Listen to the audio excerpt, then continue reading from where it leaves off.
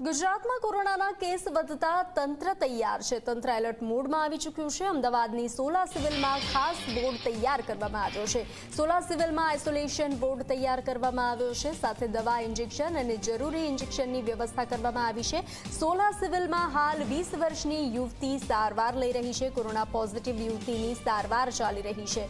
તો કોરોનાની રીએન્ટ્રીને લઈ તંત્ર એલર્ટ મોડમાં આવી ચૂક્યું છે।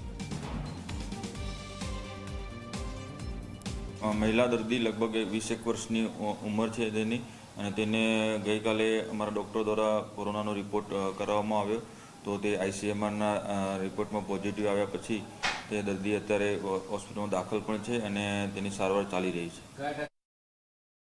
તો અમારી હોસ્પિટલમાં આઇસોલેશન વોર્ડ પણ તૈયાર કરવામાં આવેલા છે અને મેડિસિન ઓપીડીમાં ડૉક્ટરો દ્વારા કોરોનાના શંકાસ્પદ દર્દી આવે તો તેમને તપાસ કરવી અને દવા આપવામાં આવે છે અને જરૂર પડે તો વધારે પડતી કન્ડિશન હોય તો દાખલ પણ કરવામાં આવશે અને કોરોના માટે તમામ દવાઓ, ઇન્જેક્શનો, ઓક્સિજન તમામ વ્યવસ્થાઓ અમે ચેક કરી લીધેલી છે અને હાલ પૂરતા પ્રમાણમાં અમારી હોસ્પિટલમાં કોરોનાને પહોંચી વળવા માટે અવેલેબલ છે।